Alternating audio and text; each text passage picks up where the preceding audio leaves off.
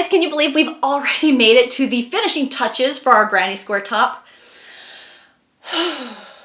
Big sigh of relief. Oh my gosh, I'm so proud of you for sticking with this one. We've made it this far, you've put in the work, and now we're going to wrap things up with some easy, optional edge ideas and a few final tips to help your project look its best. I got Apollo under me right now, so I'm gonna try to walk around him and work with this. Before you weave in your ends, here's something really important. Okay, try your top on first. Check your neckline and your armholes. How do they feel? Do you want to give yourself a little extra room? Just take out some of the joined stitches. Or maybe you want to tighten things up. Go ahead and join a couple more stitches together.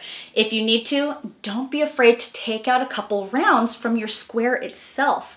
It's okay. You want this top to feel the way you want it to feel, to look the way you want it to look, to be worn the way you want it to be worn. Now is your chance to make sure that it will look the way you want it to look before you lock everything into place by weaving in your ends. But once you're happy with the fit and the look, go ahead and weave in those ends. I know it's tedious, but it looks so satisfying when everything's all cleaned up. Now let's talk edge options. If you're a beginner and you want to finish this project and move on, I totally get it. My two go-to recommendations are: number one, the single crochet stitch, single crochet around the edges. This gives you a nice clean look, and this is an example of how it can be done.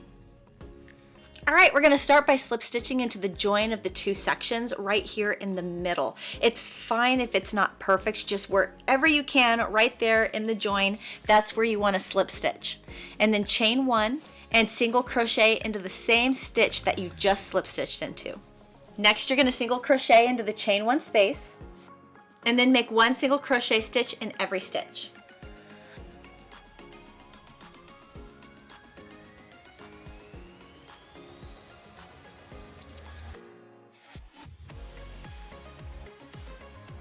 At the other side where there's the other join, you're gonna make a single crochet stitch into the chain one space, single crochet into the join itself,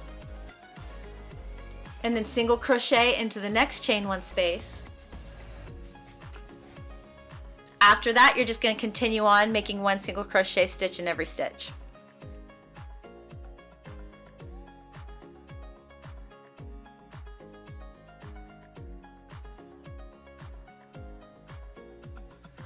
To finish off the edge, we're going to single crochet into the last chain one space and then slip stitch into the top of the very first single crochet stitch that we made.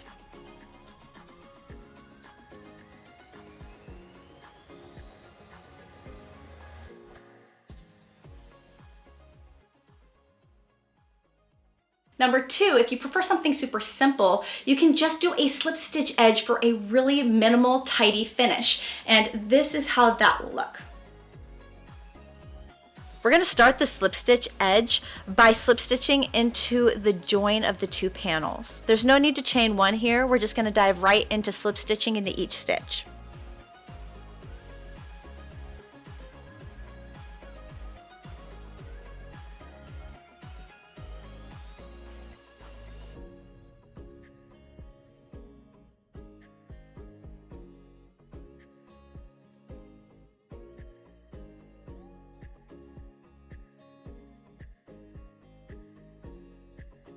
You're going to continue on until you reach the other join of the two panels. You're going to slip stitch into the chain one space, slip stitch into where the join is, and then slip stitch into the next chain one space. After you've made it across the join of the two panels, you're just going to continue to make one slip stitch in the top of every stitch all the way around.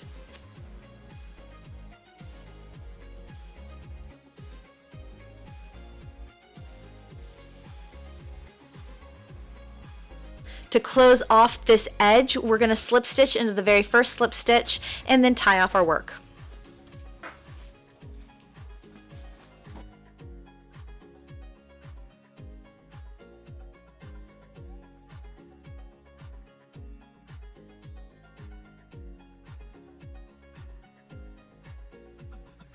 Either option works beautifully around your neckline, your armhole, your wrists, even the bottom hem of your shirt, and it's totally up to you which one you use. There's no wrong answers here. And if you don't like it, you can take it out and use the other one. Once you've got your edges all done, I highly recommend that you block your top. And I know this word is going to be new to some people, and I have a video on blocking for beginners if you want to check that out. But blocking is just that little bit of extra effort that makes your stitches look cleaner. It straightens out some of that waviness that you might have going on in your top, and it gives the sides a more polished, professional look. It really just makes your stitches pop too, and you'll thank yourself later when you're wearing it. While we're here, let's go ahead and talk about care of your beautiful handmade top. There's a lot of people that freak out and they're scared about washing their top. They don't want to ruin it. So let's go ahead and go over it. When washing, please be gentle. I recommend that you hand wash and lay flat to dry to keep the shape nice and the stitches the way they were originally. But if, depending on the fiber, you can use the washer and dryer on the gentle cycle or on delicate. That's the word. Or on delicate. And when you dry your item, don't let it dry completely. You want to remove it from the dryer while it's still slightly damp. Otherwise, your stitches will shrink because all the moisture will be taken out. So all the fibers will shrink. It can cause fraying. It can cause fuzzing. And it's just not healthy, not good for your stitches if it's dried completely. So always remove your handmade item from the dryer while it's still slightly damp. Lay it flat to finish its drying, and you'll be so much happier with how the stitches look. Now, when storing your item, you can either fold it instead of hanging it. Hanging can stretch things out over time, especially with granny squares. A trick that I learned, that I discovered somewhere, was to take your hanger and that bar underneath your hanger, if you have a hanger that has that little bar under it, just take your item, fold it over that bar so that way it's not pulling, gravity isn't pulling at the fibers and causing a bunch of stretching happening here at the shoulders.